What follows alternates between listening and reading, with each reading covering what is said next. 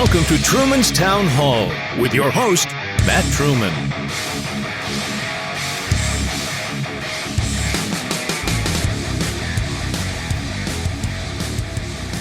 Hello. This is Matt Truman. Thank you for downloading this episode. Thank you for sharing with a friend.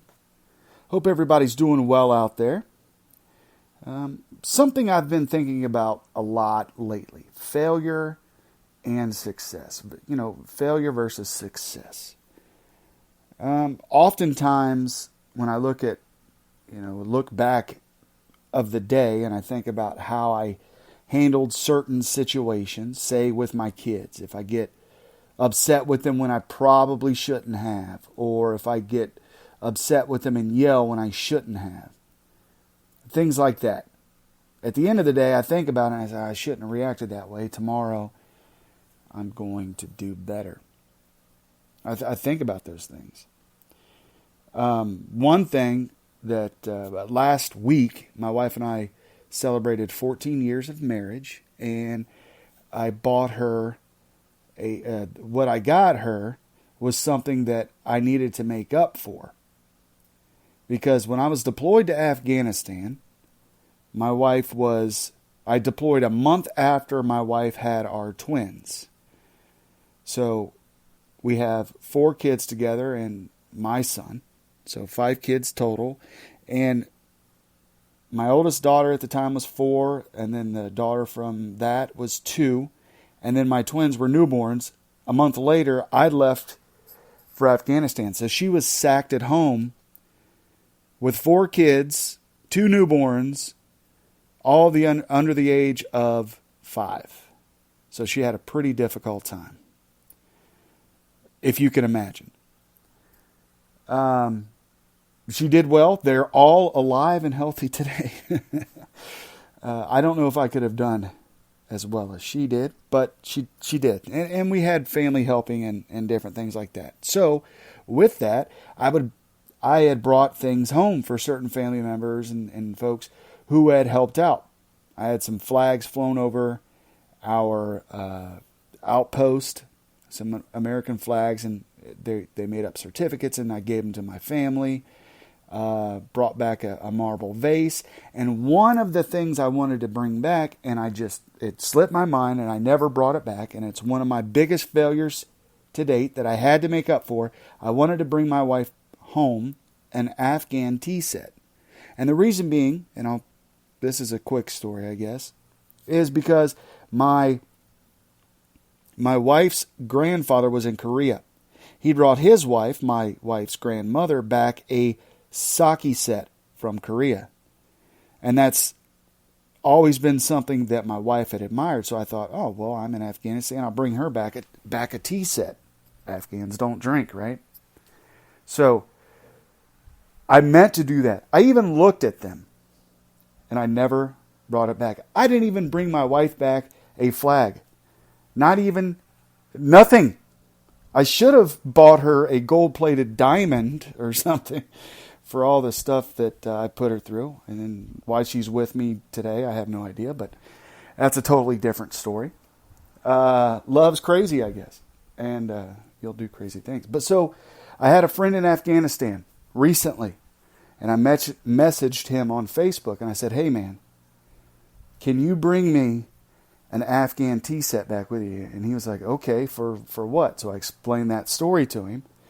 And then he said, yeah, no problem. He sent me a bunch of pictures of different tea sets, and I picked one out, and he came back on leave and brought it to me. So I was able to give it back to her, or give it to her on our anniversary that was last week. So I feel like I made up for that. Failure was success, and I think that's what we should all do, and it's what I try to do. I think back, hey, did I screw up here? How can I make it better? I failed here. Where can I succeed and make that failure a success? Now, it doesn't make up for being an asshole and not bringing anything back to my wife. It doesn't make up for that. But hopefully she recognizes, and I know she does, recognizes that I do think about that. And I do realized that that was my failure, and I wanted to make up for that in a small way. So I tried to do that. Today on the podcast, we're gonna discuss certain city issues. We're going to talk about transparency and public records and things like that. So council is off this week, right? They return on October 8th, so look forward to attending those meetings or watching them online or whatever you prefer. I would like to see you folks out there at the meetings. I can't make them all, and I know you guys can't either, but watch them. Even if it's a day or two or three later, make sure you're staying up to date. We're going to talk about a July 2nd meeting today. That was during the time I was moving back from Texas, moving back home. And I don't remember, maybe I watched it, maybe I just listened to it as I'm driving, because oftentimes I'll plug my phone in, put the meeting on as I have to drive to go to wherever, and just listen to the meeting like you guys are listening to this podcast. So transparency and public records. There were some records that were disseminated across social media, and it certainly brought up many questions that we'll examine today on the podcast. Many questions I have, and I think you will have as well. I'm going to play a quick clip of a citizen from the last September 23rd meeting. And we'll start with this. When we talk about transparency, then we'll get into the public record aspect of this podcast. But first, let's talk about transparency. I believe in open and honest communication from government to its citizens. Citizens are fitting the bill so government can operate, so the government should report to the citizens. I feel like we in our city, we are getting more and more back to where we tried to get away from in 2015 with a government that did a lot of their deals outside of City Hall instead of doing it open at the meeting. I know we've certainly ramped up executive sessions, right? Anyway, I'm going to play this clip from a citizen who got up and spoke, and then we'll discuss that here in just a second. So for September 23rd, here is that next up discussion. Is item 8, which is citizen comments. Or comment. Mr. Rogers, do we have anyone here to speak?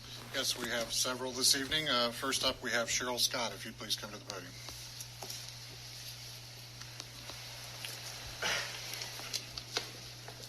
Thank you, Council and Mr. Mayor, for allowing me to speak.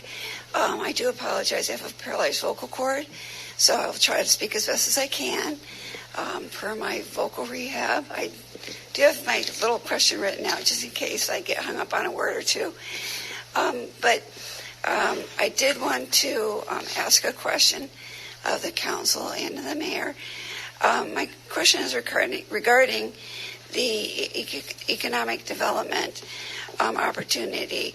I noticed that on December 26th of last year, there was a $4,000 charge that was out there, and then March 20th of 2019, another check, a disbursement of $20,000, and then on March 25th of this year for $4,000, totaling $28,000. I was wondering what was the city's investment on this, and also was there a vote to authorize expenditures on this? On this. So, assume you're directing your question to me. Thank you. Thank you. So, sorry, I couldn't speak properly there. Sorry. So I don't think there's anyone who, at least has been paying attention to me in this council, that doesn't know that economic development is a very, very dear to our hearts, and the things that we're trying to do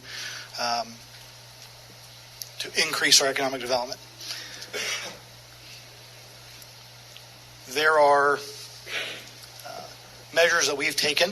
I think everyone's familiar with the Brant Pike Revitalization Project. And I guess from that perspective, everyone should know or understand that that is going to take the purchase of some land, take the purchase of some buildings along Brant Pike for us to instigate a Brant Pike revitalization, if you will. Although the items that you mention are certainly a matter of public record, they're on the open checkbook. The discussions around those were all taking place during an executive session, and we have executive sessions for that purpose, so we can discuss the purchase and sale of real estate. I would just say that if people knew the city were people that were interested in purchasing land, sometimes that takes all of our negotiating power away, and the price of some of that property or building or land or what have you would skyrocket. So we have executive sessions specifically for that purpose, and based on the potential ongoing negotiation, I would be uncomfortable, based on our rules of counsel, disclosing anything else that took place in an executive session. That would be my comments on the matter. If anyone else has any, I'd be open to hear them. Mr. Lyons? Mayor, thank you for that. I certainly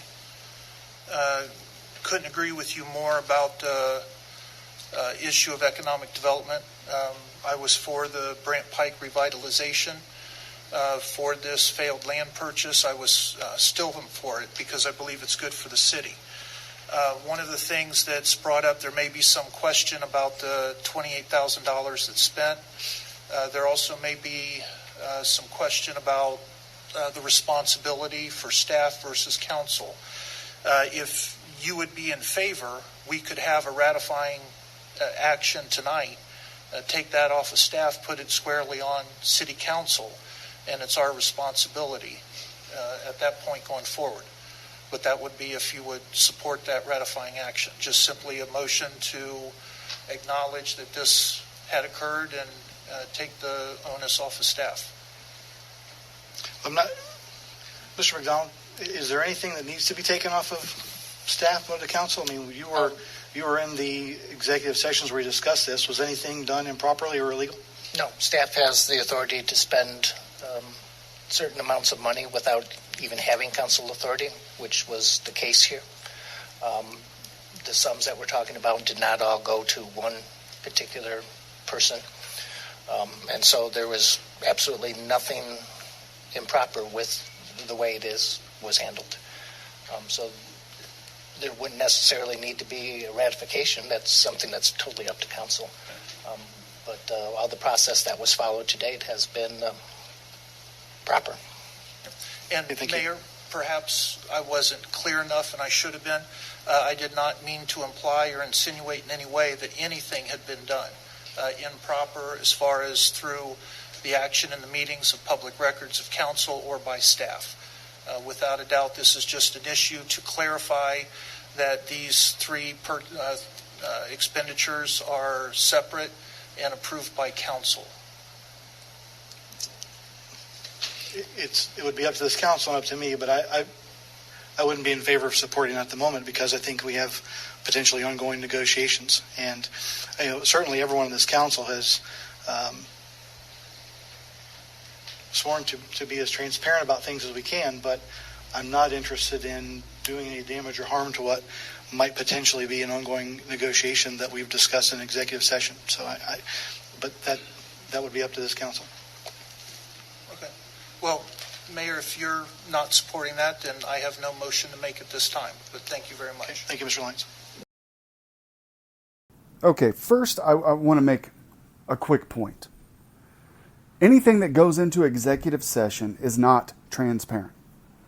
Regardless of the explanation, it's not a transparent process. It's an executive session. Good or bad, and I do understand that there are times when things have to go back to executive session. I believe those executive sessions have ramped up recently. Good or bad, however you see it. Now, the reason that I feel that was explained is that it was due to they didn't want any